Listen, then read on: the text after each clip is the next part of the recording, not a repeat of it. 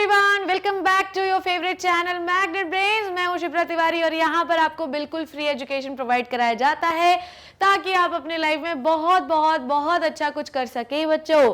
सो आज की कहानी जो मुझे सुनानी आप सुनेंगे शिप्रा मैम की ज़बानी। It's all about the class 12th biology के लेक्चर्स। हम लोग लेक्चर 2 पढ़ने जा रहे हैं और आपको पता है कि हम क्या पढ़ेंगे। हम पढ़ने वाले हैं mail reproductive system. Last class में मैंने आपको बेहतरीन तरीके से ये बता दिया था कि इस चैप्टर में क्या क्या कंटेंट है और किस लेवल तक जो है हम जाकर इस चैप्टर को पढ़ेंगे। लास्ट क्लास में मैंने आपको प्राइमरी सेक्स ऑर्गन और सेकेंडरी सेक्स ऑर्गन्स के बारे में बताया और आज मैं आपको बताऊंगी सबसे पहले प्राइमरी सेक्स ऑर्गन के बारे में और साथ ही साथ उससे जुड़े हुए सेकेंडरी सेक्स ऑर्गन्स के बारे में भी। मेल रिप्रोडक्टिव सिस्टम अपने आप में एक पूरी कहानी है, पर मैं आपको बताऊं सबसे अच्छी बात क्या है। सबसे अच्छी बात यह है कि फीमेल से थोड़ा सा लेस कॉम्प्लेक्स है। फीमेल के अंदर थोड़ा ज्यादा कॉम्प्लेक्सिटी होती है, वैसे भी जनरल लाइफ में भी फीमेल थोड़ी ज्यादा कॉम्प्लेक्स होती ही है, पर मेल रिप्रोडक्टिव सिस्टम उतना कॉम्प्लेक्स नहीं है। बहुत इजी बिजी है, पढ़ने में बेहतरीन शानदार जबरदस्त आपको मजा आने वाला है बच्चे। So let's start with the male reproductive system. चलिए, यहाँ पर एक डायग्राम मैंने लगाया हुआ है और मैंने ये डायग्राम इसलिए लगाया है ताकि मैं अपने बच्चों को यहीं से सारी कहानी थोड़ी सी समझा सकूं और हम एक आउटलाइन ड्रॉ कर सकें कि मेल रिप्रोडक्टिव सिस्टम में हमने क्या पढ़ना है। ठीक है, मेल रिप्रोडक्टिव, इसको मैं लेबल करूंगी पर सबसे पहले मैं यहीं पे लिख देती हूं। मेल रिप्रोडक्टिव सिस्टम में ध्यान से सुनना मेरे बच्चों मेरी बात। ठीक है, हमको मेल में 2 प्रकार के सेक्स ऑर्गन्स पढ़ने हैं। ठीक है, मेल में 2 प्रकार के सेक्स ऑर्गन्स पढ़ने हैं। एक सेक्स ऑर्गन हम पढ़ेंगे प्राइमरी और दूसरा हम पढ़ेंगे सेकेंडरी। डन है। प्राइमरी में सबसे पहले हम लोग क्या पढ़ेगा बच्चों? प्राइमरी में मैम हमें आपने कल बताया था कि हम पढ़ेंगे टेस्टिस के बारे में। समझ में आई बात? टेस्टिस के बारे में हम लोग पढ़ेंगे। टेस्टिस एक ऐसा ऑर्गन है जो कि हॉर्मोन्स भी सिक्रीट करता है और ये क्या बनाता है, और ये स्पर्म्स बनाने का भी काम करता है। मेरे साथ लिखते जाएंगे। सो आज की कहानी जो मुझे सुनानी, it's all about the male reproductive system. Mail reproductive system में हम लोग पढ़ेंगे 2 चीजें। प्राइमरी सेक्स ऑर्गन जो कि कल मैंने आपको बताया था टेस्टिस, ठीक है, वृषण कहते हैं इसे हम हिंदी में, और सेकेंडरी सेक्सुअल ऑर्गन्स के बारे में पढ़ेंगे। टेस्टिस का काम 2 होता है, ये स्पर्म्स भी बना सकते हैं और ये हार्मोन भी बनाते हैं। हार्मोन ये कौन सा बनाते हैं बच्चों? ये हार्मोन जो बनाते हैं वो है टेस्टोस्टेरोन। ठीक है, कौन से नेचर का होता है ये हार्मोन? स्टीरॉइड नेचर का हार्मोन होता है। ठीक है, सेकेंडरी सेक्सुअल ऑर्गन में हमें 2 चीजें पढ़नी है। एक हम पढ़ेंगे क्या? एक हम पढ़ेंगे डक्ट सिस्टम के बारे में और एक हम पढ़ेंगे ग्लैंड्स के बारे में। डन। ठीक है, डक्ट सिस्टम में हम क्या क्या पढ़ेंगे वो देख लेते हैं। आइए, डक्ट सिस्टम में दूसरे कलर से लिखती हूं मैं।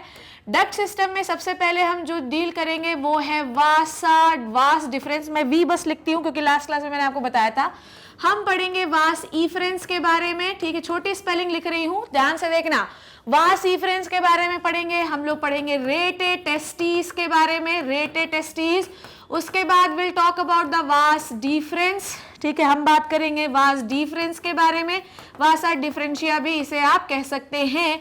उसके बाद इसके साथ साथ रेटे टेस्टिस के बाद एक और चीज मुझे ऐड करनी थी, वो थी एपिडिडाइमस। उसके बाद ये ऐड करना था, पर ठीक है कोई बात नहीं। ये सारी चीजें हम लोग इसमें पढ़ेंगे। ठीक है, समझ में आई बात? और क्या क्या पढ़ना है आपको? और इसमें आपको मेल पेनिस मतलब मेल यूरिथ्रा के बारे में पढ़ना है। मेल यूरिथ्रा जो है, इसमें सबसे कॉमन बात यह है कि इस मेल यूरिथ्रा से आप स्पर्म भी पास कर सकते हैं और आप इसे यूरिन भी पास कर सकते हैं। इसीलिए मेल पेनिस को हम यूरिनोजेनाइटल ट्रैक्ट कहते हैं, क्योंकि इससे आप स्पर्म भी पास कर सकते हो और यूरिन भी पास कर सकते हो। अब बच्चों, ग्लैंड्स में क्या पढ़ेंगे हम लोग? चलो दूसरा फ्लोरेसेंट येलो ले लेती हूँ। ग्लैंड्स में हम लोग क्या क्या चीजें, I hope it is visible. Glands में हम लोग क्या क्या पढ़ने वाले हैं? ग्लैंड्स में हम लोग सबसे पहले टेस्टोस्टेरोन तो हम टेस्टिस से निकाल लिए। टेस्टिस तो एक प्राइमरी सेक्स ऑर्गन है तो उसको हम इसमें कंसिडर नहीं कर रहे हैं। ग्लैंड्स में हम लोग सबसे पहले पढ़ेंगे सेमाइनल वेजाइकल के बारे में। क्या पढ़ेंगे बच्चों? सेमाइनल वेजाइकल के बारे में। सेमाइनल वेजाइकल जो देती है वो है seminal fluid. I hope it is visible है। ये देती है सेमाइनल फ्लूइड। सेमाइनल फ्लूइड में होता है फ्रक्टोज। ये याद रखिएगा आप लोग, ये ओवरव्यू हो रहा है इस पूरे टॉपिक का। ये एक एक लाइन, एक एक शब्द, एक एक अक्षर हमें पढ़ना है इस लेक्चर में। ठीक है, सेमाइनल वेजाइकल पढ़ेंगे।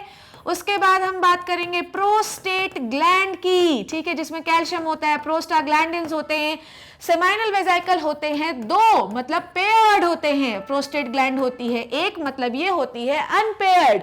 और लास्ट में हम पढ़ेंगे काउपर्स या बल्बो यूरिथ्रल ग्लैंड के बारे में, ठीक है, काउपर्स या बल्बो यूरिथ्रल ग्लैंड के बारे में। समझ आ गई बात, ठीक है, ये समझ आई है बात, ये भी पेयर्ड ग्लैंड होती है। समझ गए, इतनी सारी चीजें आपको मेल रिप्रोडक्टिव सिस्टम में पढ़ना है।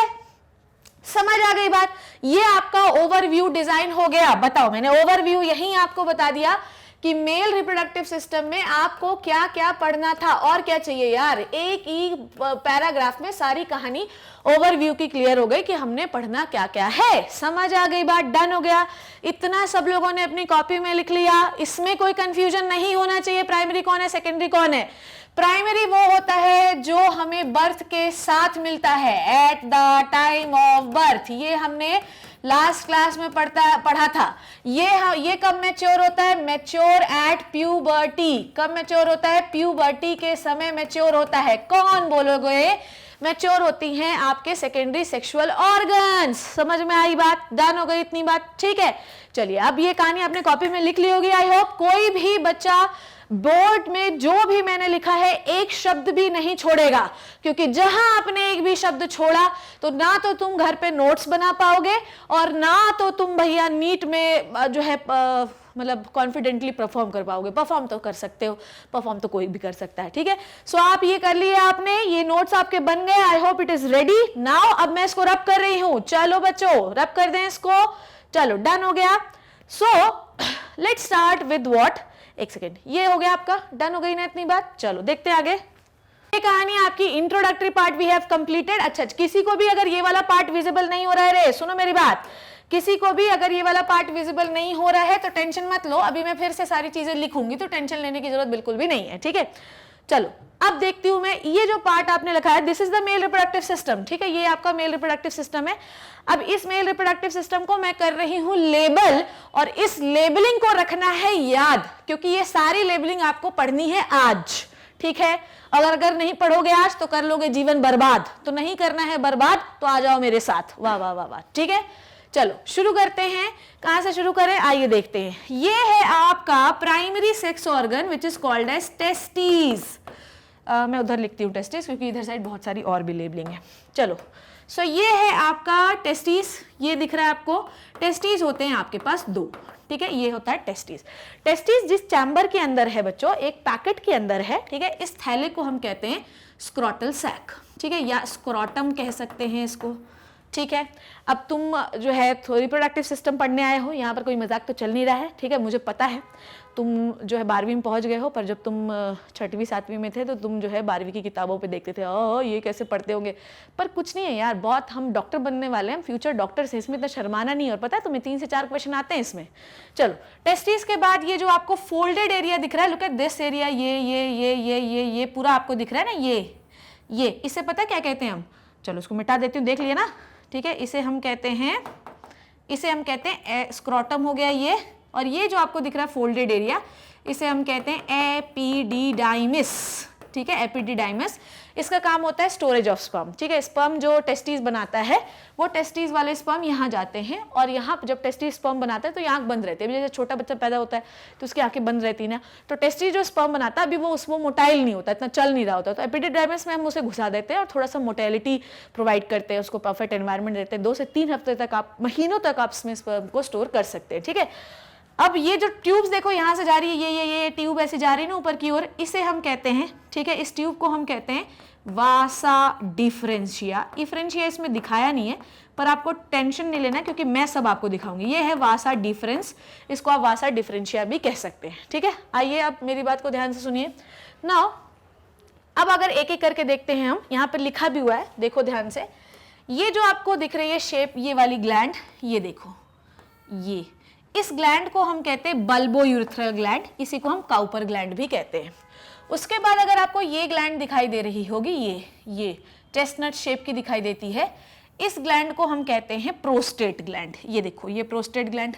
नाउ आप ये देखो, ये वाला पार्ट, ये पार्ट देखो, ये इसे हम कहते हैं सेमाइनल वेजाइकल। ठीक है, समझ में आई बात। अब सेमाइनल वेजाइकल की ये एक, थोड़ा अच्छे से बनाती हूँ, सेमाइनल वेजाइकल की यहाँ से एक डक्ट पास हो रही है। ठीक है, एक पाइप पास हो रही है, सारा फ्लूइड इस डक्ट में भरा हुआ है। डन हो गई। अब ऊपर से ध्यान से सुनना मेरी बात, क्या बोल रही हूँ मैं, है ना। ठीक है, ध्यान से देखो।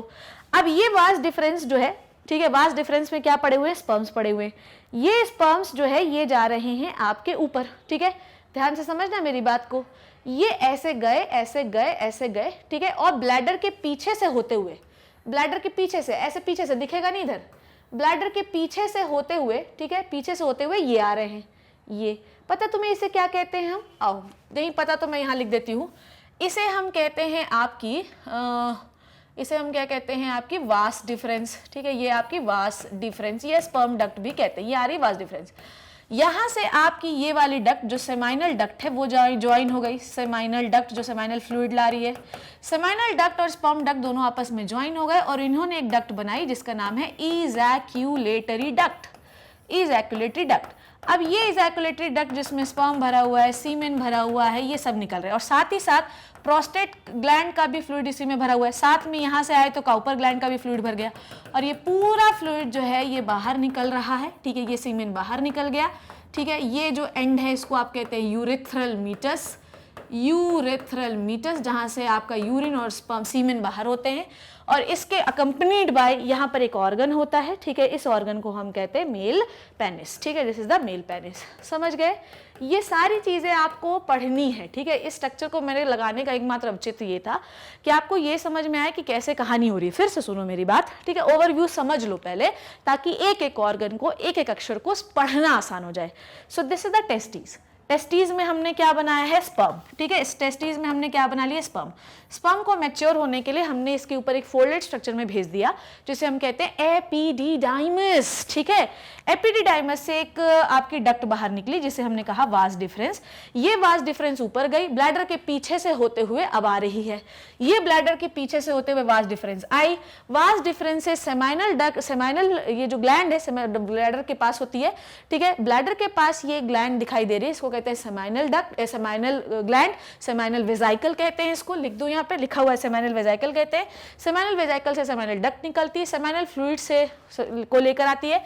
यहाँ से आपके चले आ रहे हैं स्पर्म और इसमें आपने फ्लूइड मिक्स कर दिया, तो यहाँ पर जो फ्लूइड भरा है इसे हम कहते हैं सीमेन। क्या कहते हैं, सीमेन। सीमेन इज द फ्लूइड जिसमें सेमाइनल फ्लूइड होता है और स्पर्म होते हैं। समझ में आ गई बात। नाउ यहाँ पर आपने दो और ग्लैंड के फ्लूइड्स मिलाए, जैसे प्रोस्टेट ग्लैंड के और बल्बोयूरेथ्रल ग्लैंड के, और यहाँ से सीमेन बाहर निकलेगा और यहाँ पर जिस स्ट्रक्चर से बाहर निकलता है उसे कहते हैं यूरेथ्रल मीटस, जिसके ऊपर एक ऑर्गन होता है जिसे हम मेल पेनिस के नाम से जानते हैं। ये आपका मेल रिप्रोडक्टिव सिस्टम का ओवरव्यू है। ठीक है, अभी हम लोग पूरी कहानी पढ़ेंगे, आइए देखते हैं। चलिए शुरू करें। I hope this is done. Now let's start बच्चों, लेट्स स्टार्ट। चलो नाउ सो आपकी स्लाइड में सबसे पहले क्या लिखा, देखो ये भी कितना बेहतरीन बना हुआ है, मैं यहाँ पर भी लिख सकती हूँ। ठीक है, मेल रिप्रोडक्टिव सिस्टम जो होता है यार, मेल रिप्रोडक्टिव जो सिस्टम होता है ये पेल्विक रीजन में होता है। What is the reason is the, ठीक है, मेल रिप्रोडक्टिव सिस्टम जो होता है वो कहाँ पर होता है, वो होता है आपके पेल्विक रीजन में। कहाँ होता है बच्चों, पेल्विक रीजन। पेल्विक रीजन समझते हो, पेल्विक और पेक्टोरल का मतलब समझते हो। 11th क्लास में स्केलेटल सिस्टम पढ़ा है, और अगर नहीं पढ़ा है तो मैंने पढ़ा रखा है, उसको जाके देखो। पेक्टोरल का मतलब होता है ये वाला एरिया, तक धिनादिन तक धिनादिन, और पेल्विक का मतलब होता है कमर वाला एरिया। तो ये आपके पेल्विक रीजन में ये आपका मेल रिप्रोडक्टिव सिस्टम पाया जाता है। ठीक है, मेल रिप्रोडक्टिव सिस्टम में दो पार्ट होते हैं, प्राइमरी और सेकेंडरी। प्राइमरी पार्ट कौन सा होता है बच्चों, टेस्टिस। ठीक है, कितने होते हैं भैया, 2, 1 पेयर। ठीक, उसके बाद इसके साथ जुड़े होते हैं कुछ इनके हेल्पिंग हैंड्स जिसे हम एसेसरी डक्ट कहते हैं, जैसे रेटेड टेस्टिस, वास डिफरेंशिया, एपिडिडाइमस और वास डिफरेंशिया।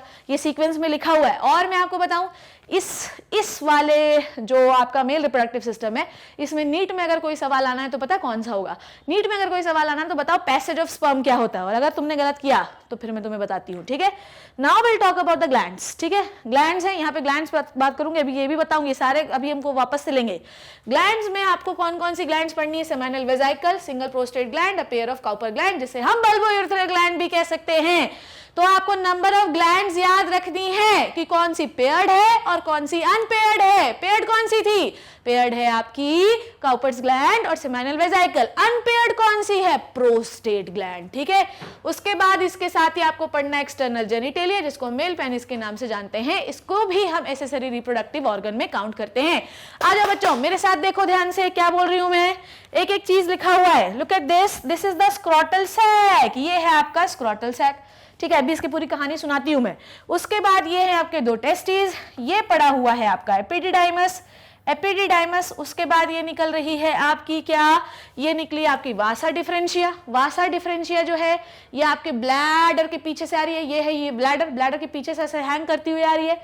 ये आई आई आई आई आई आई और उसके बाद ध्यान से सुनो मेरी बात, क्या बोल रही हूं मैं आज। ठीक है, ये है आपकी सेमिनल वेसिकल।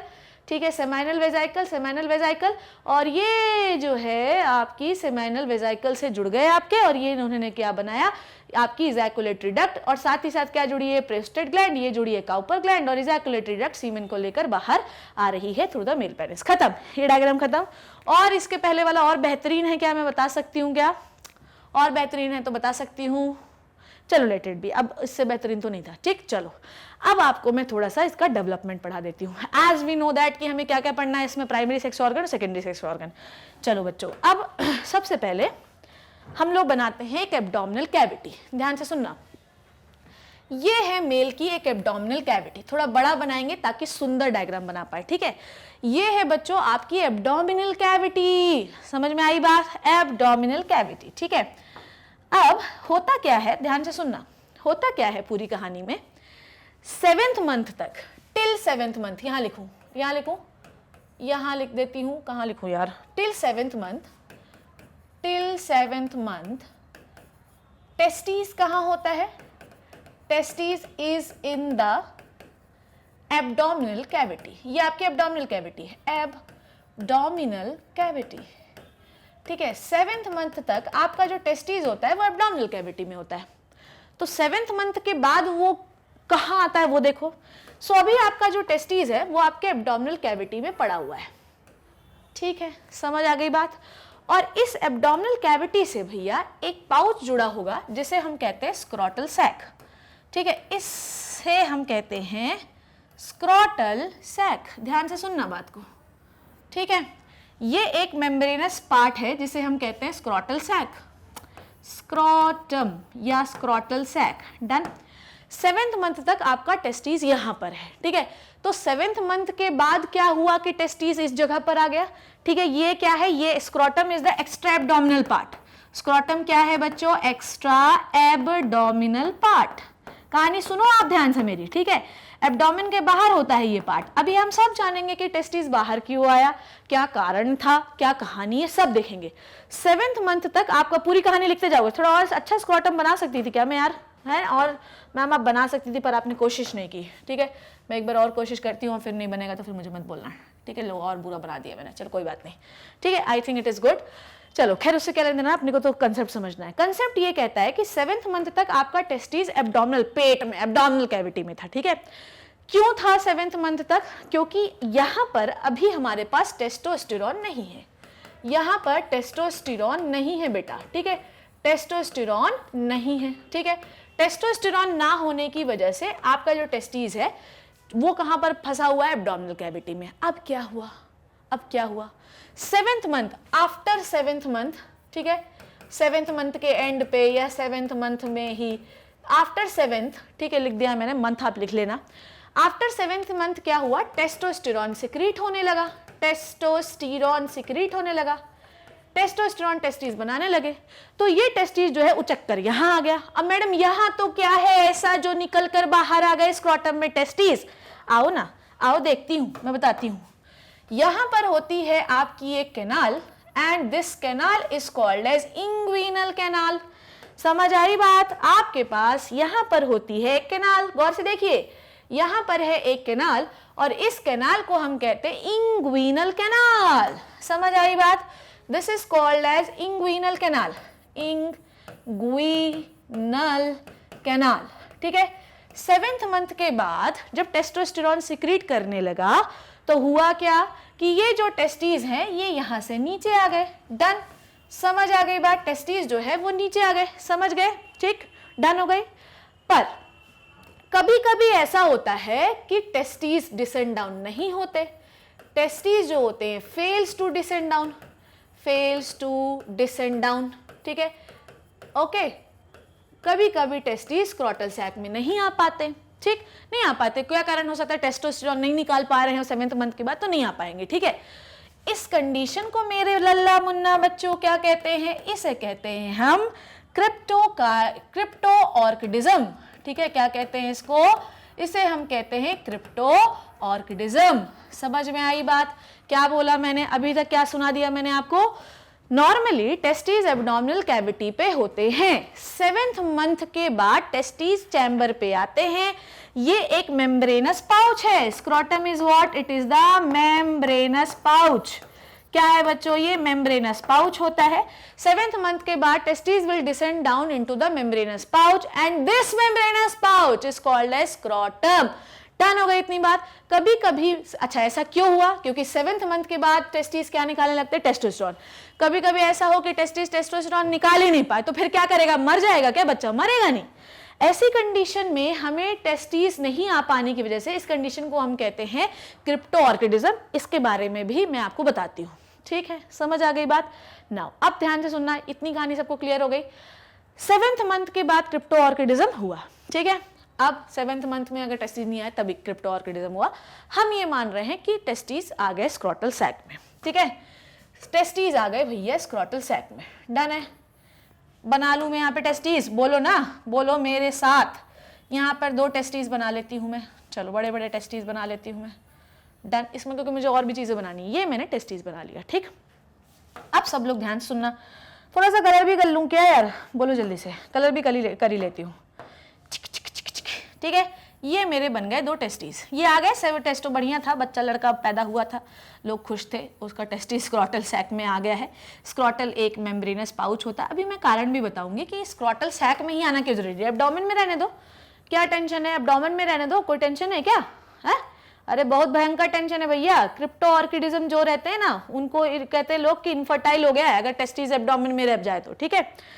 चलो अब ध्यान से सुनना, अब टेस्टीज आ गया आपका इंग्विनल कैनाल से कहां पर, स्क्रॉटल सैक में। What is the need of the testes into the scrotal sac, हमको ये बताना पड़ेगा कि भैया जो टेस्टीज आपने यहाँ ले आए इसकी जरूरत क्या है, ठीक है। देखो हमेशा what is the role of testes भैया, ये हो गया आपका थोड़ा टिंग टिंग टिंग, ठीक। टेस्टीज का काम होता है स्पर्मेटोजेनेसिस, टेस्टीज का काम है स्पर्म फॉर्मेशन, ठीक है।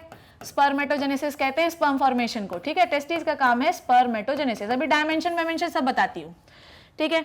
नॉर्मली बॉडी का अगर टेम्परेचर 37 डिग्री सेंटीग्रेड है, यहाँ पर टेम्परेचर अगर 37 डिग्री सेंटीग्रेड है, तो तुमको पता है कि स्पर्मेटोजेनेसिस का टेम्परेचर कितना होना चाहिए, रिक्वायर्ड टेम्परेचर कितना है स्पर्मेटोजेनेसिस के लिए, बोलिए, है रिक्वायर्ड टेम्परेचर मान लो 34 टू 35 डिग्री।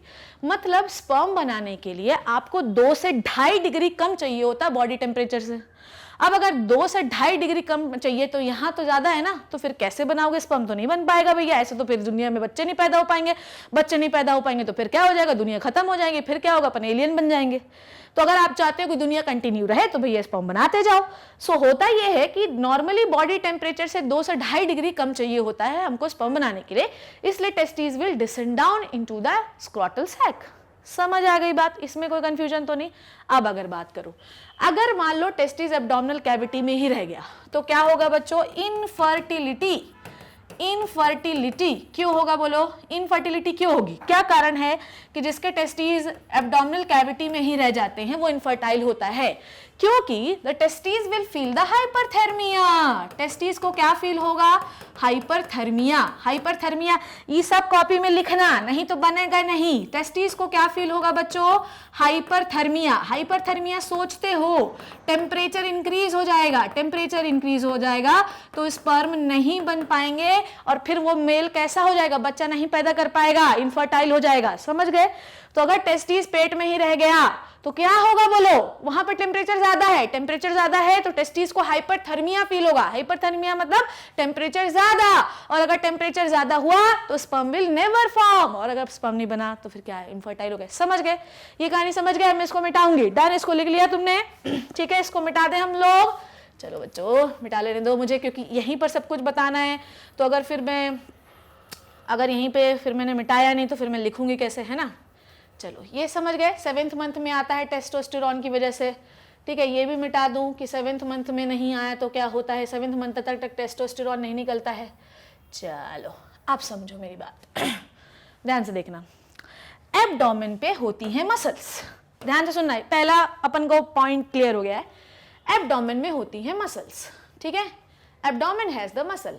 अब जब हम लोग कपालभाति करते हैं तो अपन कैसे करते हैं, मुंह नहीं खोलते, पर अभी मैं मुंह खोल रही हूं क्योंकि फिर अच्छा नहीं लगता ना थोड़ा सा। अपन जब कपालभाति करते हैं तो पेट की मसल्स को अंदर बाहर करते हैं, करते कि नहीं करते। तो इसका मतलब ये कि एब्डोमेन में जो मसल्स पाई जाती है, this is the abdominal muscle, let me right this. ये कौन सी मसल है बच्चों, this is the abdomen muscles, abdominal muscles. कौन सी मसल है बच्चों, ये एब्डोमिनल मसल। ये मसल कैसी हैं, स्ट्रिएटेड हैं कि नॉन स्ट्रिएटेड हैं कि कार्डियक हैं, कार्डियक तो हो नहीं सकती, हार्ट में होती वो, तो बताओ मुझे कौन सी मसल होंगी, सोचो, कभी दिमाग लगाओ। अगर तुम उसे ऐसे कर रहे हो, शिप्रा मैम आज हमको योगा करके दिखाइए, कर रही हूं ना मैं योगा, मतलब मेरा पेट हिल रहा है कि नहीं हिल रहा है। अगर मैं अपना पेट अपनी इच्छा के अनुसार हिला पा रही हूं तो कौन सी मसल है बच्चों, वॉलेंट्री मसल है। तो ये मसल्स कैसी होती हैं बच्चों, वॉलेंटरी मसल्स, ठीक है, वॉलेंट्री मसल्स, डन। अब समझो, इस यहाँ पर टेम्परेचर होना चाहिए 34 to 35, ठीक है, यहाँ पर टेम्परेचर कितना होना चाहिए मेरे प्यारे बच्चों, 34 to 35 डिग्री सेंटीग्रेड। पर ये 34 to 35 डिग्री सेंटीग्रेड ये कैसे मेंटेन करेगा, इसके पास ऐसा क्या है कि ये 34 to 35 डिग्री सेंटीग्रेड मेंटेन करेगा। ऐसा स्क्रॉटल सैक के पास ऐसा क्या है जो दोनों टेस्टिस को अपनी पोजीशन पे रखता है, बताओ मुझे भाई। ऐसा थोड़ी है कि ये वाला टेस्टिस इसके ऊपर चला जाए, ये वाला जो है इसके बाहर चला जाए, स्क्रॉटल सैक को फाड़ फूड़ के सब बाहर निकल जाए, ऐसा नहीं होता ना। दोनों टेस्टिस अपनी ही जगह पर कैसे हैं, अंतर बताइए और आंसर बताइए और इनाम पाइए।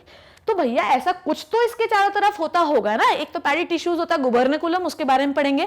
खैर अभी जो मैं बताना चाह रही हूँ आपको, ये बताना चाह रही हूँ how the testis will maintain the temperature और how the scrotal sac will maintain the temperature, ठीक है, टू मेक द स्पर्म्स, ठीक है। तो यहाँ पर अब ध्यान से सुनना, कैसे टेम्परेचर मेंटेन होता है और कैसे किस तरीके से टेस्टिस को क्या मिलता है, लोकेशन मिलता है, एक स्टेबिलिटी मिलती है इसके अंदर। चलो, एब्डोमिनल मसल होती है वॉलेंट्री, होती है वॉलेंट्री। अब सब लोग ध्यान से सुनेगा, नहीं सुनेगा तो फिर उसकी जिम्मेदारी मैं नहीं ले सकती। अब ये एब्डोमिनल मसल जो है ये यहां से देखो ऐसे आ जाती है पूरे स्क्रॉटल सैक में, देखो ऐसे, समझे, ये देखो आ गई, ये आ गई ना, ध्यान से देखते जाना, ये स्क्रॉटल सैक में ऐसे आ गई, ठीक है, ये हो गई, ये हो गई, डन।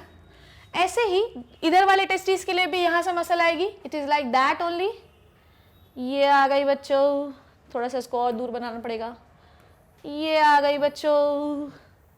ऐसे क्या करोगे भैया, टेम्परेचर मेंटेन करना बहुत एसेंशियल पार्ट है, समझ गए। बिना टेम्परेचर मेंटेन किए स्पर्म बन नहीं पाएगा और मेल जो है बेचारा इनफर्टाइल हो जाएगा, फिर बच्चे कौन पैदा करेगा, है ना। ये भी बड़ा इशू है जीवन का। आधा जो है नव दंपत्ति बच्चा पैदा करने के लिए आजकल पागल है। चलो समझ गए, ओके। अब ये जो एब्डोमिनल मसल है, एब्डोमेन में ये मसल है ना, दिस इज एब्डोमिनल मसल, ये एब्डोमेन है। एब्डोमिनल मसल की जो ब्रांचेस है वो आपके इधर आ गए स्क्रॉटल सैक में। नाउ इन मसल्स को हम कहते हैं क्रीमिस्टर मसल्स, इन मसल्स को हम कहते हैं क्रीमिस्टर मसल्स, जो कि एब्डोमिनल मसल की ही ब्रांच है और इंग्विनल कैनाल से बाहर आती है। कैनाल समझ गए ना, ओपनिंग, ठीक है। अरे यार कैनाल, इंग्विनल कैनाल से तो बाहर ही नहीं निकाला इसको, चलो कोई बात नहीं। इंग्विनल, ये क्या हुआ, अरे पूरा ही मिट रहा है। इंग्विनल कैनाल को थोड़ा सा बड़ा बना लो यार, ठीक है। देखो मैंने तो इंग्विनल कह रहे थे ना, भाव विभोर हो गई मैं कि इंग्विनल कैनाल से उसको बाहर ही निकालना भूल गई मैं। चलो तुम लोग को समझ में आ रहा है ना बढ़िया तरीके से। देखो ये यहाँ पे इंग्विनल कैनाल बना देती हूँ, कोई टेंशन नहीं है। आ जाओ यहाँ पे बना देती हूँ इंग्विनल कैनाल, कोई टेंशन नहीं, जहाँ चाह है ना वहाँ राह है। अगर आपके पास स्मार्ट बोर्ड है तो you can do anything, anything and everything, ठीक है। लो बन गई इंग्विनल कैनाल। क्या था, कुछ था ही नहीं, लो बना दी मैंने इंग्विनल कैनाल, बन गई। ठीक, अब ध्यान से समझना। ठीक, इसे कहते हैं क्रीमेस्टर मसल, और ये एक प्रकार की स्मूथ मसल वॉलेंट्री मसल होती है। कैसी मसल होती है प्यारे बच्चों? Voluntary muscle. वॉलेंटरी मसल लिखते जाओ अपनी कॉपी में, ठीक है, वॉलेंटरी मसल। डन। आप समझो, यहां पर एक और मसल पाई जाती है, समझना, यहां पर एक और मसल पाई जाती है। कौन से कलर से ड्रॉ करूं यार, इसे कर लेती हूँ। यहाँ पर एक और मसल इनके वॉल पर पाई जाती है जिसे हम कहते हैं वॉलेंट्री मसल। वो आपकी इच्छा के अनुसार कंट्रोल नहीं होती। ठीक है, ये ब्लैक वन देखो है ना, ये वॉलेंट्री मसल है, और इस वॉलेंट्री मसल को मेरे लल्ला हम क्या कहते हैं पता तुम्हें? इसे हम कहते हैं डार्टोस मसल। ठीक है, ये purple one is the cremaster muscle and the black one is the dartos muscle. ठीक है, डार्टोस, डार्टोस, ठीक है, डार्टोस, डार्टोस मसल। ठीक है, अब ये क्या करती हैं वो देखो, समझना। जब होगी गर्मी, जब होगी गर्मी, ठीक, अब यहाँ पर टेम्परेचर हमेशा ज़्यादा रहता है। ठीक है, यहाँ पर हमेशा होता है एब्डोमेन में टेम्परेचर ज़्यादा और स्क्रॉटल सैक में टेम्परेचर कम। तो जब होगी गर्मी ज़्यादा तो टेस्टीज को हमें क्या करना है? एब्डोमिनल कैविटी से दूर रखना है। समझे क्या बोला मैंने? सुनो, अगर मान लो तुम्हारे शहर में पारा है 45 डिग्री सेंटीग्रेड, उस समय मोमोज वाले के यहाँ जब तुम मोमोज खाने जाते हो तो अपना मुंह तवे पे घुसाड़ लेते हो क्या? या चाट खाने जाते हो तो तवे पे घुसा लेते हो क्या? मुंह नहीं, आप दूर रहते हो, दूर रहते हो। तो जब होगी गर्मी तो टेस्टीज को गर्मी के पास नहीं ले जाना है, टेस्टीज को गर्मी से दूर रखना है। और अगर टेस्टीज को गर्मी से दूर रखना है तो ये मसल होंगी रिलैक्स और टेस्टीज होंगे नीचे। तो जब होगी हाई गर्मी, ठीक है, जब होगी गर्मी तो मसल होगी रिलैक्स, मसल क्या होगी? रिलैक्स। ठीक है, और जब होगी ओ दिल्ली की सर्दी, ठीक है, जब होगी बहुत ज्यादा सर्दी तो क्या होगी? Muscle contract. मसल क्या होंगी? कॉन्ट्रैक्ट। मसल कॉन्ट्रैक्ट होंगी तो क्या होगा बोलो? मसल कॉन्ट्रैक्ट होगी तो कॉन्ट्रैक्ट होगी तो टेस्टिस को एब्डोमिनल कैविटी में ले जाएंगे। जैसे कि जब लगती है बहुत गर्मी तो हम किसी को गले लगा लेते हैं, आओ। ठीक है, यहाँ पर भी वैसी है, जब आपको लगती है बहुत ज्यादा गर्मी तो आप मसल को कॉन्ट्रैक्ट कर लेते हो। ठीक है, और मसल को कॉन्ट्रैक्ट करके टेस्टिस को एब्डोमिनल कैविटी के पास ला लेते हो, जिससे क्या फील होती है? बहुत ज़्यादा गर्मी।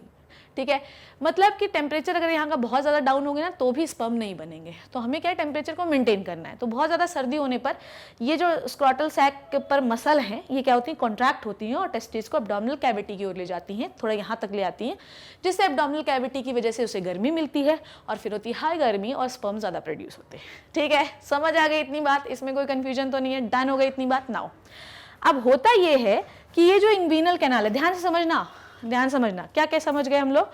We have the membranous pouch called as scrotal sac. Scrotal sac में होते हैं दो टेस्टीज। टेस्टीज को हमेशा हमें क्या करना है?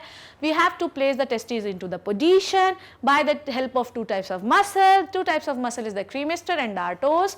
सर्दी में होती है, ये मसल को रिलैक्स करते हैं जिससे टेस्टीज एब्डोमिनल कैविटी से दूर रहता है, नहीं गर्मी में दूर रहता है और सर्दी में पास रहता है। ठीक है, ये क्लियर हुआ? अब मैं आपको बताती हूँ ये इंग्विनल कैनाल के बारे में। अब अगर ये टेस्टीज है बेटा तो इसको सब कुछ चाहिए ना, बोलो, इसको सेंसेशंस चाहिए हैं, ठीक है, इसको ब्लड वेसल्स सप्लाई चाहिए है, इसको लिम्फेटिक वेसल सप्लाई चाहिए है।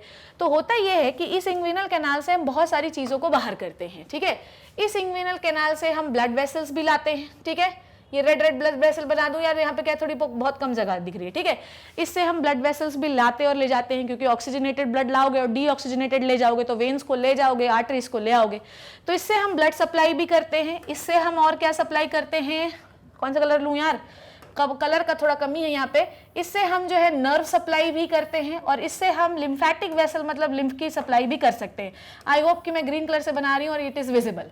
समझ आ गई बात? हम क्या क्या इससे पास करते हैं रे बच्चों, ध्यान से सुनो क्या बोल रही हूँ मैं।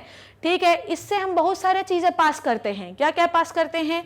इससे हम पास करते हैं अपना क्या क्या, आपका तो ये मसल पास हो गई। सबसे पहले हम इसको पास करते हैं इंग्विनल कैनाल से, मसल। ठीक है, इंग्विनल कैनाल से हम और क्या पास करते हैं बच्चों? कैनाल मतलब समझ गए ना, opening. It is the connection between the abdomen and the scrotal sac. ठीक है भाई, कोई भी चीज अगर ऊपर से नीचे लाना है, नीचे से ऊपर ले जाना है, तो बेटा कैसे ले जाएगा? कोई पैसेज होना चाहिए ना। तो ये होती है इंग्विनल कैनाल, जो कि चीजों को ले जाती है और ले आती है। इसमें और क्या क्या सप्लाई होती है? ब्लड वेसल की सप्लाई होती है। ठीक है। और क्या होती है बच्चों, ब्लड वेसल की सप्लाई होती है। और किस चीज की सप्लाई होती है, नर्व की सप्लाई होती है। और किस चीज की सप्लाई होती है, लिम्फेटिक वेसल की सप्लाई होती है। किसकी सप्लाई होती है, लिम्फेटिक वेसल। सब लोग अपनी कॉपी में लिखेगा, नहीं तो काम गड़बड़ हो जाएगा, ठीक है। लिम्फेटिक वेसल की सप्लाई होती है। डन हो गई इतनी बात। अब समझो, कभी कभी ऐसा होता है कि जो आपकी लार्ज इंटेस्टाइन होती है वो इसी इंग्विनल कैनाल में धसी हुई चली आ रही होती है, इसी इंग्विनल कैनाल में धसी हुई चली आ रही है। समझ में आई बात? तो इसे हम कहते हैं इंग्विनल हर्निया। क्या कहते हैं मेरे बच्चों, इसे हम कहते हैं इंग्विनल हर्निया। जब आपकी लार्ज इंटेस्टाइन इंग्विनल कैनाल में घुसी चली आए तो फिर ब्लॉकेज फील होगा, आपको दर्द फील होगा, it is called as inguinal hernia. समझ आ गई इतनी बात? चलो अब मैं आपको बताती हूँ स्पर्मेटिक कॉर्ड के बारे में। चलो अब यहाँ से इस इंग्विनल कैनाल से बेटा एक और चीज पास होती है, ब्लड वेसल को जोड़ दो, इसमें ब्लड सप्लाई तो होती रहेगी, ठीक है, पर ब्लड सप्लाई का एक मेजर बहुत बड़ा रोल है, वो भी हम पढ़ेंगे, ठीक है। उसके बाद ध्यान से देखना मेरी बात, यहाँ से एक और चीज पास होती है बच्चों, है ना, कौन से कलर से बनाऊं यार, यहाँ से एक और चीज पास होती है, I think it is visible, जिसे हम कहते हैं वास डिफरेंस। अब कहाँ बनाऊं, यहाँ से बना देती हूँ, ठीक है, यहीं से बनाना पड़ेगा मुझे। यहाँ से एक और चीज पास होती है जिसे अब कहते हैं वास डिफरेंस, ठीक है, ये भी लिख लेते हैं यहाँ पे, ठीक है, ओके। वास डिफरेंस कहाँ जाती है वो अभी हम बाद में बात करेंगे, ठीक है। तो ये लिख लो बेटा vas deferens, vas deferens. Madam ये इतनी गिचपिच आपने क्यों मचाई है, जरा बताना, जरा ध्यान से देखना। Vas deferens, nerves, blood vessel, lymphatic vessel, ये सब आपको एक साथ, ये पूरी जो कहानी ये बनी हुई है, इसको पता हम क्या कहते हैं बच्चों, इसे हम कहते हैं स्पर्मेटिक कॉर्ड, इसे हम कहते हैं स्पर्मेटिक कॉर्ड। तो अगर आपसे पूछा जाए कि स्पर्मेटिक कॉर्ड में क्या क्या होता है तो आपको बताना पड़ेगा कि इसमें आर्टरीज होती हैं, वेन्स होती हैं, ब्लड वेसल, मतलब ये दोनों ब्लड वेसल ही है, लिम्फेटिक वेसल्स होती है, नर्व्स होती है और आपकी वासा डिफरेंशिया होती है।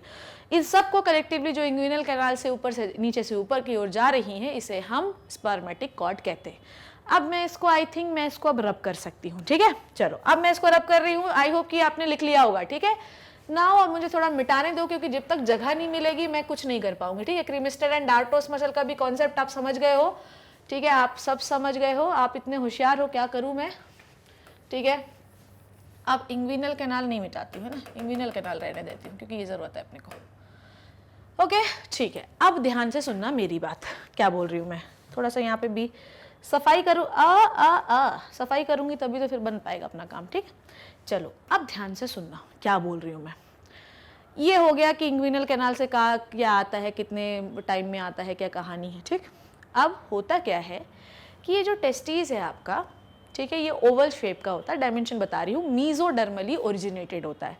मीजोडर्म के टिश्यूज टेस्टिस का फॉर्मेशन करते हैं। समझ आ गई बात? अब ध्यान से देखो बेटा, ये जो टेस्टिस होता है ना, इसमें होते हैं कंपार्टमेंट, ठीक है। इस टेस्टिस के अंदर होते हैं ऐसे कंपार्टमेंट, ठीक है, ऐसे ऐसे ऐसे ऐसे करके होते हैं, थोड़े और दूर से बनाती हूँ। इस टेस्टिस के अंदर मेरे बच्चों होते हैं कंपार्टमेंट्स, ठीक है, ये होते हैं कंपार्टमेंट, ठीक है, समझ आई बात? ये हो गए कंपार्टमेंट। तुमको पता है इन कंपार्टमेंट्स को हम क्या कहते हैं, ये मसल मिटा दूं, हाय गर्मी हाय सर्दी वाली, तो भैया ऐसा है कि चाहे गर्मी हो चाहे सर्दी हो, ठीक है, स्पर्म जो होते हैं मेल हमेशा बना सकते हैं, ठीक है। तो ऐसा नहीं होता कि गर्मी में ज़्यादा बच्चे पैदा हो जाते हैं और सर्दी में कम हो जाते हैं, ठीक है, होते बराबर उतने ही है, वो आपको पता है मैंने टेस्टिस कैसे एकोमोडेट होता है। चलो ये जो कंपार्टमेंट्स आपको दिखाई दे रहे हैं, अभी मैं पूरा टेस्टिस बना के दिखाऊंगी, ये जो कंपार्टमेंट आपको दिखाई दे रहे हैं मेरे बच्चों, ये क्या हुआ, ठीक है, ये जो कंपार्टमेंट आपको दिखाई दे रहे हैं इन्हें पता क्या कहते हैं हम, इन्हें हम कहते हैं टेस्टिकुलर लॉब्यूल्स, टेस्टिक्यूलर लॉब्यूल्स, लॉब्यूल्स, ठीक है। तो टेस्टिस के अंदर ऐसे कंपार्टमेंट्स आपको दिखाई देते हैं जिनको हम कहते हैं टेस्टिकुलर लॉब्यूल्स। मैडम ये भी बता दो कितने होते हैं, 250 होते हैं बेटा, ठीक है, 250 कंपार्टमेंट इधर 250 इधर। अब ध्यान से सुनेंगे मेरी बात, इस कंपार्टमेंट के अंदर ट्यूब्स पाई जाती हैं, इस कंपार्टमेंट के अंदर ट्यूब्स पाई जाती हैं, ठीक है। इन ट्यूब्स को हम कहते हैं, ये कंपार्टमेंट के अंदर ट्यूब्स पाई जाती हैं और इन ट्यूब्स को हम कहते हैं सेमेनिफेरस ट्यूब्यूल। मैडम इतने लंबे नाम पढ़ने से पहले हम मरी क्यों नहीं गए, ठीक है बेटा, बायो लियो हो तो इतना तो याद करना ही पड़ेगा, या तो बायो लेना नहीं था, अब ले लियो हो तो जूझो, ठीक है। चलो कोई बात नहीं, घबराने की जरूरत नहीं है, छत पे जाने की जरूरत नहीं है। Seminiferous tubule, seminiferous tubule, seminiferous tubules, ठीक है। चलो ये कहानी समझ में आई कि we have 250 compartment into each testis and each compartment having 2 to 3 tubules. कितनी होती हैं ये? 2 to 3। इसे कहते हैं सेमेनिफेरस टिब्यूल्स। समझ गए? ठीक है, अब समझो बात को। क्या बोला मैंने? अभी थोड़ा आउटलाइन बना लेते हैं, उसके बाद फिर एक और डिटेल से पढ़ेंगे।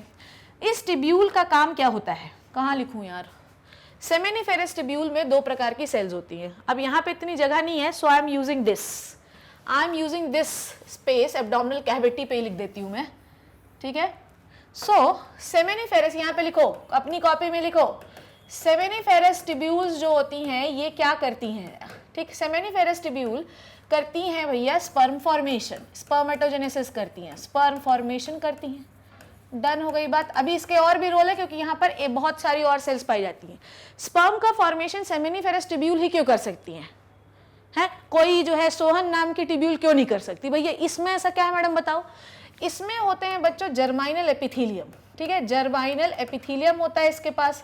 जर्माइनल एपिथीलियम कौन सा एपिथीलियम होता है? जिसकी सेल्स डिवाइड हो सकती हैं और जर्मिनेट हो सकती हैं। तो जिसके पास भी जर्माइनल एपिथीलियम होता है भैया वहाँ जो है नई सेल्स बन सकती हैं, ठीक है। तो ये जो सेमेनिफेरस टिब्यूल होती है ये क्या करने का काम करती है? स्पर्म का फॉर्मेशन करती है। अब सब लोग ध्यान से सुनना है ना। देखो यहाँ से छोटी छोटी टिब्यूल्स स्पर्म को लेकर बाहर निकलती हैं, ठीक है। ये देखो, ये छोटी छोटी ट्यूब्स बना रही हूँ मैं। हालांकि इसका मेंशन आपकी एनसीईआरटी में नहीं दिया है पर आपको पता होना चाहिए। इसे कहते हैं हम लोग ट्यूब्यूलाई रेक्टाई, ट्यूबुली रेक्टाई, ठीक है। क्या कहते हैं हम इसे? ट्यूबुली रेक्टाई, ठीक है। क्या कहते हैं हम लोग इसके? ट्यूबुली रेक्टाई। मैं ये देख रही हूँ कि कहीं मैंने इमेज लगाई होगी तो आपको ट्यूबुली रेक्टाई का इमेज दिखा सकती हूँ। कहाँ है? देखो अभी समझना बात को ना। ट्यूबुली रेक्टाई, चलो नहीं दिया है शायद, कोई बात नहीं, मैंने बता दिया ना, वही काफ़ी है। सो ध्यान से देखो, यहाँ से छोटी छोटी ट्यूब्स निकलती हैं जहाँ पे स्पर्म पड़े हुए। अब ये बेटा सेमेनिफेरस टिब्यूल ने स्पर्म बना लिया है, ठीक है। समझो बात को, ध्यान समझना। ट्यूबुली रेक्टाई कहते हैं इसको। अगर आपको नहीं बनाना है तो आप मत बनाओ, आपकी इच्छा है, ठीक है। ये वैसे आपको पता होना चाहिए कि ट्यूब जैसा सिस्टम निकलता है जिसको कहते हैं हम लोग ट्यूबुली रेक्टाई, ठीक है। डन हो गई इतनी बात। चलो अब देखना ध्यान से मेरी बात। जितना भी स्पर्म है, जितना भी स्पर्म होता है वो एक ऐसे चैम्बर में भरा होता है, ठीक है। ये इसे हम कहते हैं रेटे टेस्टिस। इस एरिया को हम कहते हैं बच्चों रेटी टेस्टिस। ट्यूबुलर एरिया है ये भी, इसे हम कहते हैं रेटी टेस्टिस, रेटी टेस्टिस, ठीक है। समझ आई बात? रेटी टेस्टिस। डन। क्या बोला मैंने बोला सेमेनिफेरस टिब्यूल ने स्पर्म बनाया, उसके बाद उन्होंने एक कॉमन चैम्बर में खोला जिसे हम रेटी टेस्टिस कहते हैं, ठीक। अब समझना मेरी बात को, क्या बोल रही हूँ मैं। इस रेटिस टेस्टिस से फाइन 10 से 12 ट्यूब्स निकलेंगी ऐसी, ठीक है। ये 10 से 12 मैं बना नहीं रही हूँ, मैं कम बना रही हूँ। ये इन फाइन ट्यूब्स को बेटा मेरे बच्चों, इन फाइन ट्यूब्स को हम कहते हैं वासा इफ्रेंशिया। इन फाइन ट्यूब्स को हम कहते हैं, इस टेम्परेचर को मिटा देती हूँ, इन फाइन ट्यूब्स को हम कहते हैं वासा इफ्रेंशिया, वास इफ्रेंस। डन, समझ में आई बात। सो क्या हुआ? स्पर्म बना, रेटेड टेस्टिस में आया, उसके बाद 10 से 12 फाइन ट्यूब्स, कितनी होती हैं ये? 10 से 12, 10 to 12 फाइन ट्यूब्स में आया जिसे हम कहते हैं वासा इफ्रेंस, ठीक है। अब बेटा टेस्टिस के पिछले हिस्से पर कौन से कलर से बनाऊं? आई एम वेरी कमी है इस यहाँ पर। टेस्टिस के पीछे एक ऐसा ट्यूबुलर एरिया पाया जाता है जिसको हम कहते हैं एपिडिडाइमस, ठीक है। क्या कहते हैं हम इसे? एपिडिडाइमस। कहाँ लिख दूं मैं? यहाँ लिख देती हूँ मैं। ये जो आपको एरिया दिखाई दे रहा है इसे हम कहते हैं एपिडिडाइमस, एपिडिडाइमस। सारा स्पर्म जो है वो आपके एपिडिडाइमस में छोड़ दिया जाता है, ये एपिडिडाइमस, ठीक है। और फिर एपिडिडाइमस से निकलती है एक ट्यूब, ठीक है। एपिडिडाइमस से निकलती एक ट्यूब, रेड कलर से बना देती हूँ। और इस ट्यूब को हम क्या कहते हैं बच्चों? जो कि ऊपर की ओर इंग्विनल कैनाल से जाती है, इस ट्यूब का नाम होता है वासा डिफरेंशिया। इस ट्यूब का नाम क्या है बच्चों? वासा डिफरेंशिया या डिफरेंस, ठीक है। समझ आ गई बात? एक बार फिर से सुनो। टेस्टिस में होते हैं कंपार्टमेंट, ठीक है। कंपार्टमेंट में के अंदर होते हैं सेमेनिफेरस टिब्यूल। सेमेनिफेरस टिब्यूल में बनता है स्पर्म। स्पर्म जाता है कहाँ पर? रेटे टेस्टिस में। रेटे टेस्टिस के बाद जाता है वासा इफ्रेंशिया में, ठीक है। वासा इफ्रेंशिया के बाद जाता है आपका एपिडिडाइमस में, और फिर जाता है वासा डिफरेंशिया में, और फिर ये जाते हैं, वासा डिफरेंशिया जाती है एब्डोमिनल कैविटी में। समझ आ गई बात? ये हो गया आपका सीक्वेंस। ठीक है, डन हो गई इतनी बात, इसमें कोई कंफ्यूजन तो नहीं, डन। अब इसको मैं थोड़ा सा मिटाना चाहती हूँ, मुझे थोड़ी सी और जगह चाहिए, मिटा दूँ इसको, ठीक है, सारा कुछ मिटा रही हूँ मैं, ठीक है, सारा कुछ, मुझे थोड़ी सफाई चाहिए, बिना सफाई के मैं काम नहीं कर पाऊँगी। टिंग टिंग टिंग टिंग, देखो अपने आप हो रहा है, ठीक, मैं थोड़ी सफाई कर लूँ ताकि मैं आपको आगे की चीज़ें बता पाऊँ, ठीक है। वास डिफरेंशिया को भी मिटा देती हूँ, ठीक है, ये कहानी क्लियर हो गई ना सबको, डन डन डन डन। ये मसल्स भी मिटा देती हूँ अभी मैं, चलो आ जाओ। अब ध्यान से सुनना मेरी बात, ये वाली मसल भी मिटा दूँ, ट्रिमेस्टर एंड डार्टोस भी आपको क्लियर हो गई ना, चलो आ जाओ, ध्यान से देखो अब क्या बोल रही हूँ मैं, ठीक। अब क्या हुआ, यहाँ से निकली आपकी वासा डिफरेंशिया, ठीक है, वासा डिफरेंशिया भी बना ही लेते हैं, ये आपकी वासा डिफरेंशिया ऊपर जा रही है, ठीक है, यहाँ तक पहुँच गई है आपकी वासा डिफरेंशिया, ठीक है, यहाँ पर ये स्पर्म लेके, अभी मैंने कुछ लिखा नहीं है, अब ध्यान से देखो, ये है आपका urinary bladder, this is the urinary bladder, ये यूरिनरी ब्लैडर है, ठीक।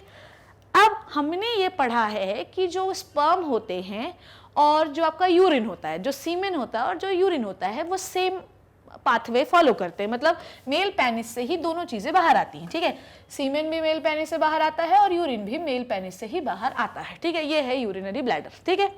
अब होता ये है कि, और ये है भैया आपकी यूरेटर, ये यूरेटर आ रही है, ये आ रही है यूरेटर, ठीक, डन, ये हो गई यूरेटर। अब होता क्या है कि ये जो वास डिफरेंस है, ध्यान समझना, ये जो वास डिफरेंस है इग्विनल कैनाल से होते हुए ऐसे लटक गई, ये देखो यूरेटर से ऐसे लटकते हुए यहाँ से आ रही है, ऐसे एक ही बना लेती हूँ ना, ऐसे आ रही है बाहर, ये आ रही बाहर ऐसे, यहाँ से इधर से भी गई, मान लो यहाँ से भी गई, और ऐसे पीछे से होते हुए और ऐसे आ रही है, ठीक। अब होता क्या है कि जब ये पीछे से आती है, आगे से नहीं आती, पीछे से वार करती है, जैसे ही ये पीछे से आ रही है, यहाँ पर एक ग्लैंड पाई जाती है जिसे हम कहते हैं क्या, जिसे हम कहते हैं सेमाइनल वेसाइकल, ठीक है, जिसे हम क्या कहते हैं, सेमाइनल वेसाइकल। डन हो गई इतनी बात, ठीक है।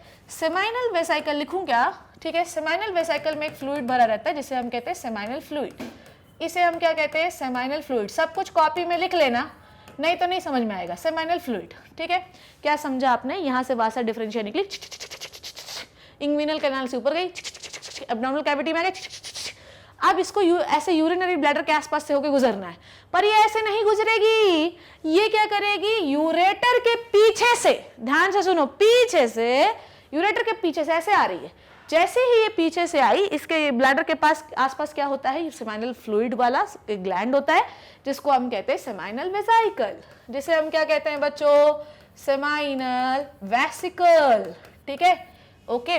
अब ये जो यूरेटर है, ध्यान से सुनो रे, इधर आओ, ये जो यूरेटर है, ये यूरेटर, ठीक, ये सेमाइनल वेसाइकल से जुड़ गए, ये जुड़ गए, ये जुड़ गए, ठीक, और इन्होंने एक नई डक्ट बनाई जिसे हम कहते हैं इजैक्यूलेटरी डक्ट, ठीक है। और इस डक्ट के चारों तरफ, ध्यान से सुनना है ना, कौन सा कलर लूं यार, बहुत प्रॉब्लम है कलर का। इसके पास एक और, इसके चारों तरफ एक ऐसे चेस्टनट शेप की ग्लैंड होती है यहाँ पर, ये, इसे हम कहते हैं प्रोस्टेट ग्लैंड, ठीक है, इसे हम क्या कहते हैं बच्चों, प्रोस्टेट ग्लैंड, यहाँ लिखेंगे प्रोस्टेट ग्लैंड, ठीक।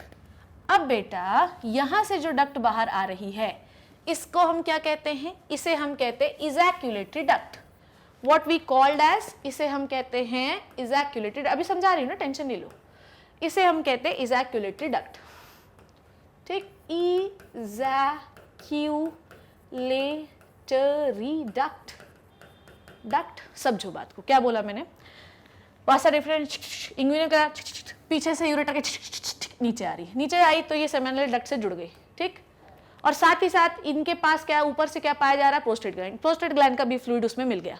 अब ये जो ग्लैंड बनी तीनों से मिलकर, इसे क्या कहते हैं, इजैक्यूलेटरी डक्ट। अब इजैक्यूलेटरी डक्ट जब नीचे आ रही है तो यहाँ पर एक और ग्लैंड होती है, हे भगवान मैडम इतनी सारी ग्लैंड, पहले ही बताया था ग्लैंड की लिस्ट, यहाँ पर एक और ग्लैंड होती है, और इस ग्लैंड को हम क्या कहते हैं, इस ग्लैंड को हम कहते हैं काउपर्स ग्लैंड या bulbo urethral gland, Cowper gland या बल्बो यूरिथ्रल ग्लैंड, डन।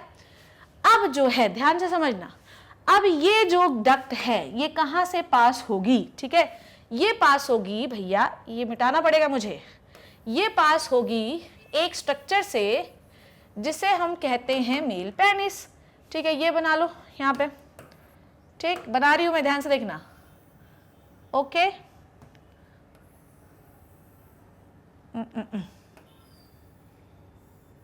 ठीक, एरो जैसा बना दे रही हूं मैं। ठीक, ये हो गया। ठीक है, अब ये जो डक्ट है बेटा, ध्यान से समझना है ना, ये जो डक्ट है ऐसे, ये ऐसे पास होगी, इजैकुलेटरी डक्ट जो सारी चीज़ों को लेकर यहाँ से ये पास होगी। ठीक है, ये देखो ये, और यहाँ से इसे कहते हैं यूरेथ्रल मीटस, यूरेथ्रल मीटस। ठीक है, मेटस भी कह सकते हैं। And this is the male penis, जिसके बारे में हम अभी और पढ़ने वाले हैं। And by the process of ejaculation semen बाहर हो जाएगा।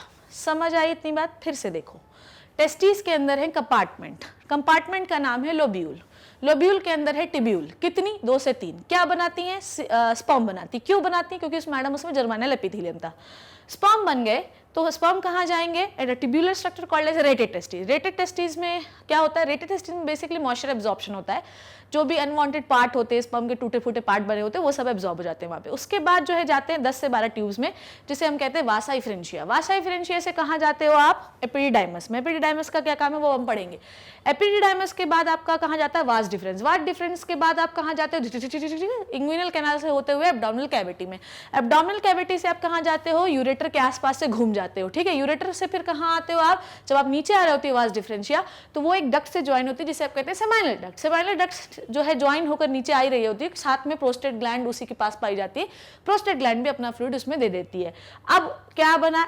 अब जो कॉमन ग्लैंड बनी जिसके अंदर सेमाइनल फ्लूइड है, प्रोस्टेटिव फ्लूइड है, स्पर्म है, उसको हम कहते हैं इजैकुलेटरी डक्ट। अब इजैकुलेटरी डक्ट जब नीचे आए तो किससे ज्वाइन हो गई? काउपर ग्लैंड से। ठीक है, अब ये क्या बन रही है आपकी? ये क्या बन रहा है आपका? जब ये पूरा, ये है आपकी urethral duct, this is the urethral duct, इसके अंदर सीमेन भरा हुआ है, और आपके एक्सटर्नल ऑडिटरी मीटस, मतलब एक्सटर्नल ऑडिटरी मीटस बोल रही हूँ, एक्सटर्नल यूरेथ्रल मीटस से आपका जो सीमेन है वो बाहर हो जाएगा मेल पेनिस से। समझ आ गई इतनी बात? क्लियर हुआ ना इतना कहानी? बस अब हम लोगों को बिल्कुल भी पढ़ने में दिक्कत नहीं जाएगी।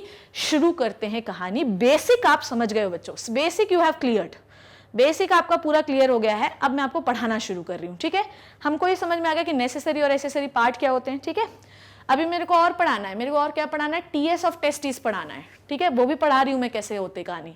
टेस्टिस जो होता है ये मीजोडर्मली डेवलप्ड होता है, ये हम सीख गए। टेस्टिस कैसा होता है? मीजोडर्मली डेवलप्ड होता है। अभी मैं टीएस ऑफ टेस्टिस सिखाऊंगी। अभी मैंने सिर्फ बाहर की आउटलाइन बता दी है कि भैया स्पर्म कहाँ से कहाँ की ओर जा रहा है। ठीक है, कितना होता है? नंबर होता है, एक पेयर होता है। कहाँ प्रेजेंट होता है? Situated outside. कहाँ पर? आउटसाइड एक कैविटी होती है या पाउच होता है जिसको स्क्रॉटम कहते हैं। ठीक है, पहले एब्डोमेन था, फिर स्क्रॉटम में आ गया, और ये एक मैमेलियन कैरेक्टर है। ये NEET of point of view से इंपॉर्टेंट है बच्चों, नीट। ठीक है, मैमल्स के पास स्क्रॉटम पाया जाता है और उसमें टेस्टिस पाया जाता है। ठीक है, ये याद होना चाहिए आपको। चलो आगे देखते हैं। टेस्टिस स्टार्ट देयर डेवलपमेंट, यहाँ पर क्या बना हुआ था अभी और बताती हूँ। Testis start their development in the abdominal cavity, but during the 7th month of fetal life they descended into the scrotal sac presence of testosterone।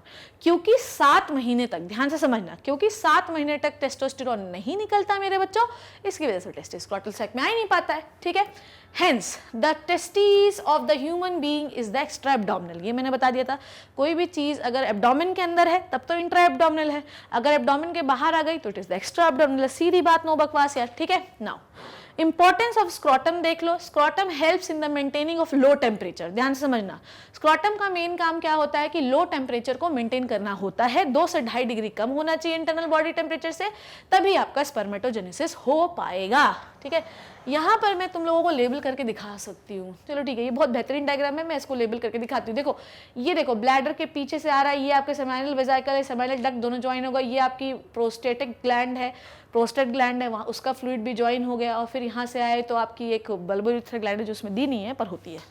चलो लो टेम्परेचर किसकी किसकी वजह से मेंटेन होता है वो मैंने आपको बताया। लो टेम्परेचर मेंटेन होने का कारण क्या है? ठंडी होगा तो टेस्टिस को एब्डोमेन के पास ले जाओ, गर्मी होगा तो टेस्टिस को एब्डोमेन से दूर ले जाओ। दोनों का काम क्या है?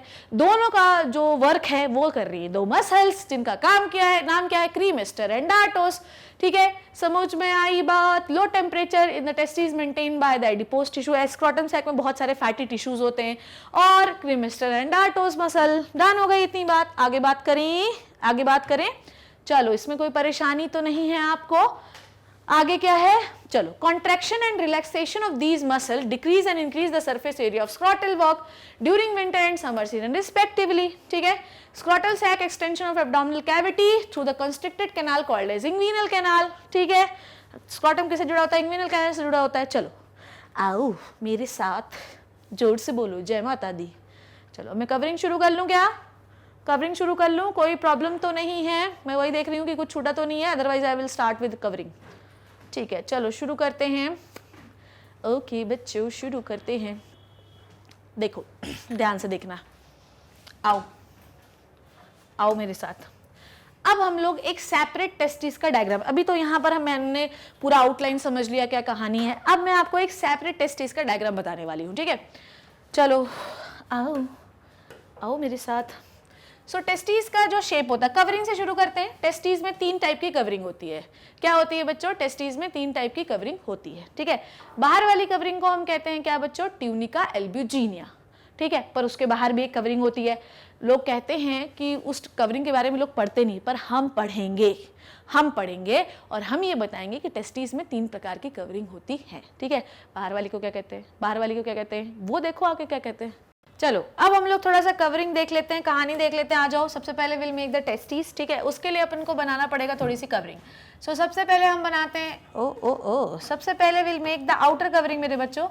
आउटर कवरिंग को हम पता है क्या कहते हैं? आउटर कवरिंग को will called as the tunica vaginalis. ठीक है, so outer covering of testis is called as tunica vaginalis. लिखते हैं इसको ट्यूनिका वेजाइनलोसा। Tunica vaginalis.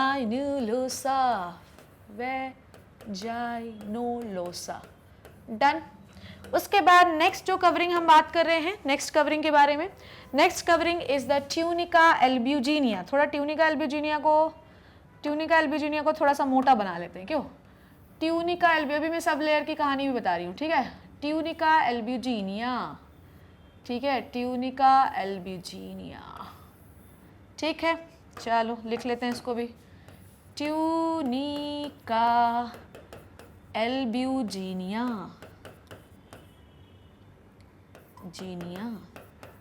ठीक है, डन हो गई इतनी बात। चलो, उसके बाद आपको क्या देखना है? ठीक, उसके बाद सबसे अंदर वाली कवरिंग को हम कहते हैं ट्यूनिका वेस्क्यूलोसा। ठीक है, ये देखो, अंदर वाली लेयर को हम कहते हैं ट्यूनिका वेस्क्यूलोसा। अब ये आपके एनसीईआरटी में ना दिया हो, पर आपको पढ़ना है। ठीक है, ट्यूनिका वेस्क्यूलोसा। डन हो गई इतनी बात। कोई प्रॉब्लम, कोई परेशानी तो नहीं है इसमें। ठीक है, चलो बच्चों, अब हमने क्या देखा? सो ट्यूनिका वेजाइनलोसा जो है ये क्या काम करता है? ये देता है आपको प्रोटेक्शन। ठीक है, ये लिख देती हूँ मैं, ये देता है आपको प्रोटेक्शन। ठीक है, ट्यूनिका एल्ब्यूजिनिया जो है ये किससे बना होता है? ये सबसे टफेस्ट कवरिंग होती है आपके टेस्टिस की। ठीक है, ट्यूनिका एल्ब्यूजिनिया मेरे बच्चों बना होता है थिक फाइब्रस कनेक्टिव टिश्यू से। किससे बना होता है बच्चों? थिक फाइब्रस कनेक्टिव टिश्यू से। ठीक है, और सबसे हार्ड कवरिंग होता है। और ट्यूनिका वेस्क्यूलोसा क्या है भैया? वेस्कुलर है, यहाँ ब्लड वेसल होंगी, बस इतना ही लिखना काफी है मेरे लिए। ठीक है, ये 3 लेयर हो गई टेस्टिस की। नाउ ठीक है, टेस्टिस हैव द कंपार्टमेंट्स। ठीक है, टेस्टिस में क्या होते हैं? ऐसे ऐसे कंपार्टमेंट होते हैं। ये ट्यूनिका एल्ब्यूजिनिया के कंपार्टमेंट बने। इनको हम क्या कहते हैं बच्चों? Seminiferous tubules. ठीक है, क्या कहा हमने इसको हम लोगों ने कह दिया सेमेनिफेरस लोब्यूल। सॉरी, ट्यूब्यूल नहीं, लोब्यूल। ठीक है, सेमेनिफेरस लोब्यूल। कितना नंबर बताया मैंने? 200 to 250। डन, समझ आ गई बात। नाउ इसके अंदर क्या पाई जाती है मेरे बच्चों? इसके अंदर पाई जाती हैं ट्यूब्यूल्स। ठीक है, लोब्यूल के अंदर हैं बच्चों ट्यूब्यूल्स। तो लिख लें, this is the seminiferous tubules. S tubule, tubule क्या बनाते हैं, स्पर्म बनाते हैं। डन हो गई इतनी बात, ठीक। अब ये जो मान लो इनने स्पर्म बना दिया, ठीक है, इनने स्पर्म पूरा बना दिया। अब ये स्पर्म जिस जगह पर खोलेंगे, ध्यान से सुनो मेरी बात, ये जिस जगह पर स्पर्म खोलेंगे वो कौन सी जगह होगी, ध्यान से देखो, जो जगह जिस जगह पे स्पर्म खुलेंगे उस जगह का नाम क्या है, उस जगह का नाम है भैया रेटेड टेस्टिस, ठीक है। ये पूरा area is what, it is the rated testis, ठीक है। सारे जो स्पर्म हैं वो कहाँ पर आएंगे, वो आएंगे रेटेड टेस्टिस में। ये आ रहे हैं, ये देखो, ये आ गए आपके रेटेड टेस्टिस में, ठीक है। So let me make the rated testis, इसको लिख देती हूँ मैं, इस एरिया का नाम हो गया आपका रेटेड टेस्टिस, ठीक है। रेटेड टेस्टिस का काम क्या होता है, इसमें होते हैं क्यूबॉइडल एपिथेलियम। क्यूबॉइडल एपिथेलियम क्या करते हैं, क्यूबॉइडल एपिथेलियम पानी को एब्जॉर्ब करते हैं, ये कोई भी जो डैमेज पार्ट होगा ना स्पर्म को, उसको एब्जॉर्ब कर लेंगे, ठीक है। चलो उसके बाद लोब्यूल क्या होता है, कंपार्टमेंट, यहाँ पे लोब्यूल के बारे में भी लिख देती हूँ, कंपार्टमेंट, ठीक है, कंपार्टमेंट हो गया। अब आइए उसके बाद क्या होता है, उसके बाद रेटेड टेस्टिस से बहुत सी फाइन ट्यूब्स निकलती हैं। ये फाइन ट्यूब्स निकल रही हैं, ठीक है, ये फाइन ट्यूब्स, ये फाइन ट्यूब्स, ये फाइन ट्यूब्स, ये सारी फाइन ट्यूब्स किस जगह पर जाएंगी, ये फाइन ट्यूब्स जाएंगी, एक ट्यूब्यूलर स्ट्रक्चर होता है टेस्टिस के पिछले हिस्से में, और इसे हम कहते हैं एपिडिडाइमिस, ठीक है। और ये जो ट्यूब्यूलर, पहले इसका नाम रखें, इसका नाम है वासा इफ्रेंशिया, वासा इफ्रेंस या वासा इफ्रेंशिया, ठीक है। उसके बाद ये है एपिडिडाइमिस, एपिडिडाइमिस, एपिडिडाइमिस में क्या क्या होता है वो देख लो, यहीं पे देख लो, यहीं पे स्ट्रक्चर देख लो। एपिडिडाइमिस के टोटल 3 हिस्से होते हैं, ऊपर वाले हिस्से को हम कहते हैं कैपुट, बीच वाले हिस्से को कहते हैं हम कार्पस एपिडिडाइमिस, और नीचे वाले हिस्से को अब कहते हैं कॉर्डा एपिडिडाइमिस, ठीक है। स्पर्म यहाँ बना, यहाँ आया, यहाँ से इस ट्यूबुलर स्ट्रक्चर में गया, ऊपर वाले हिस्से को मेरे बच्चे कहते हैं कैपुट एपिडिडाइमिस, बीच वाले को कहते हैं कार्पस एपिडिडाइमिस, नीचे वाले को कहते हैं chorda epididymis. Done. Caput epididymis में स्पर्म को मोटिलिटी मिलती है, स्पर्म अपनी आंखें खोल लेता है और मोटिलिटी मिलती है, ठीक है। कार्पस में क्या मिलता है, कार्पस में इसको न्यूट्रिशन वगैरह मिलेगा, स्टोरेज मिलेगा, ठीक है। और लास्ट में इसको स्टोरेज जो है, जानते हो, स्टोरेज मिलता है कॉर्डा में, और 2 से 3 महीने तक यहाँ पर हम लोग स्पर्म को स्टोर करके रख सकते हैं। डन है।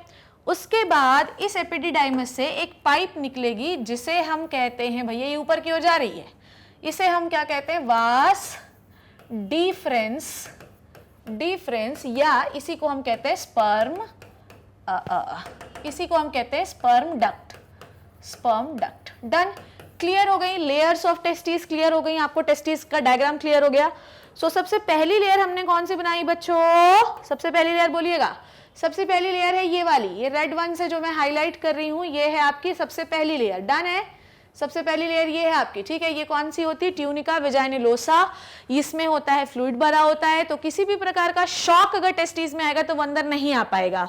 दूसरी लेयर जो हमने बनाई है वो कौन सी लेयर होती है, दूसरी लेयर को मैं येलो कलर से हाईलाइट कर रही हूँ, एंड दूसरी लेयर हाईलाइट नहीं कर रही हूँ, ये the purple one is second layer which is the tunica albuginea, it is the hardest layer of the testis, ये टेस्टिस के अंदर सेप्टा बनाने का भी काम करती है, ठीक है।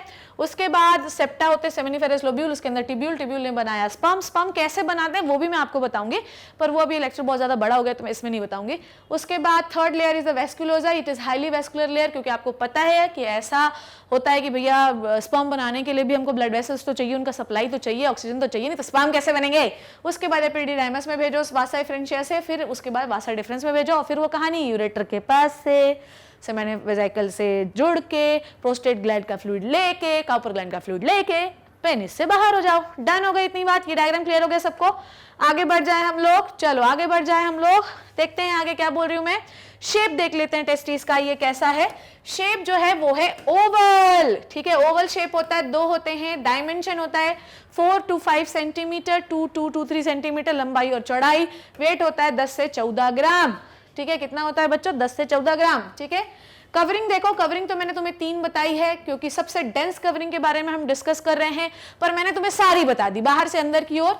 बाहर वाली कवरिंग को हम कहते हैं ट्यूनिका एल्ब्यूजिनिया, ठीक है, डेंस फाइब्रस कनेक्टिव टिश्यू से बनी हुई है, सबसे टफेस्ट होती है, dense white irregular connective tissue से बनी हुई है, डेंस व्हाइट, देखो एल्ब्यूजिनिया से याद रखो, एल्ब्यूमिन किस में होता है, एग के अंडे में होता है, तो व्हाइट चीज बनाएगा ये, ठीक है, एग का एल्ब्यूमिन कौन सा होता है, जो व्हाइट वाला पार्ट होता है, तो जो white fibrous irregular connective tissue से बना है उसे हम एल्ब्यूजिनिया वाली लेयर कहते हैं, ठीक है, समझ आ गई बात। नाउ टेस्टिकुलर लोब्यूल्स, आइए देखते हैं, ठीक है, कंपोनेंट ऑफ द टेस्टिस, कितने लोब्यूल्स होते हैं, 250 होते हैं, और इन्हें हम टेस्टिकुलर लोब्यूल कहते हैं, और सेपरेटेड होते हैं one another by the horizontal septa, ठीक है, आपने देखा कि हर लोब्यूल जो है वो सेप्टा से डिवाइड है, ये सेप्टा, ये सेप्टा, ये सेप्टा, ये भी ट्यूनिका एल्ब्यूजिनिया से ही बनता है, इसे सेप्टुलर टेस्टिस कहते हैं। हर लोब्यूल के अंदर 2 से 3 हाईली कॉइल्ड टिब्यूल्स होती हैं जिन्हें हम कहते हैं सेमेनिफेरस टिब्यूल। सेमेनिफेरस टिब्यूल भी अपनी जगह से नहीं हिल सकती क्योंकि वो भी एक इरेगुलर कनेक्टिव टिश्यू से चारों तरफ भरा हुआ है, इसके चारों तरफ, जिसे हम कहते हैं एरियोलर कनेक्टिव टिश्यू प्रॉपर, या इसे हम कहते हैं इंटरस्टिशियम। समझ में आई बात। सो ट्यूनिका एल्ब्यूजिनिया में कौन सा कनेक्टिव टिश्यू है, व्हाइट फाइब्रस कनेक्टिव टिश्यू, और सेमेनिफेरस टिब्यूल जो लोब्यूल के अंदर भरी हुई हैं वो भी अपनी जगह से नहीं हिल सकती क्योंकि वो भी इरेगुलर कनेक्टिव टिश्यू से फंसी हुई हैं, वो स्पर्म बना के बस ऐसे निकालती जाएंगी। डन हो गई इतनी बात। चलिए ये कहानी I think we have clear. So today we have done the basic structure of the male reproductive system and we also done the pathway of the sperm, पर अभी इतना डिटेल से किया नहीं है। अभी hormonal control of the sperm बाकी है कि हमें ये बताना है कि कैसे हार्मोन्स की वजह से स्पर्म जो होते हैं वो बनते हैं और कौन कौन सी दूसरी सेल्स जो होती हैं वो स्पर्म बनाने को सपोर्ट करती हैं। इसमें हम पढ़ेंगे 2 प्रकार की कोशिकाएं, Leydig cells and Sertoli cells. Seminiferous tubule का, जब मैं आपको सेमेनिफेरस टिब्यूल का टीएस काट के दिखाऊंगी तो उसमें मैं आपको बताऊंगी कि वहां पर ऐसा नहीं है कि सिर्फ जर्माइनल एपिथेलियम प्रेजेंट है, वहां पर उनकी कुछ और सपोर्टिव सेल्स प्रेजेंट हैं जो कि स्पर्म बनाने में मदद करती हैं और न्यूट्रिशन देती हैं डेवलपिंग स्पर्म को, ठीक है। उसके बाद मैं आपको कुछ टेस्टोस्टेरॉन निकालने वाली सेल्स बताऊंगी और टेस्टोस्टेरॉन हार्मोन के रोल्स भी पढ़ाऊंगी। और उसके बाद हम बात करेंगे कि क्या पूरे दिन स्पर्म फॉर्म होता ही रहेगा, तो हम हार्मोनल रेगुलेशन भी पढ़ेंगे नेक्स्ट क्लास में, और मैं आपको बताऊंगी फिर मेल पेनिस का एक स्ट्रक्चर। नेक्स्ट क्लास में ये मेल रिप्रोडक्टिव सिस्टम हम कंप्लीट करेंगे। सो आज हमने general structure of male reproductive समझ लिया। नेक्स्ट क्लास में secretions, glands, duct system and या ऐसे सारी रिप्रोडक्टिव पार्ट नेक्स्ट क्लास में करेंगे। So this is all about the male reproductive system, general structure और structure of testis. I hope you learn and enjoyed this session मेरे प्यारे बच्चों। Next class में मिलते हैं एक नए लेक्चर्स के साथ। तब तक आप मेरा इंतजार करिए, मैं आपका इंतजार करूंगी। Thank you so much and bye bye.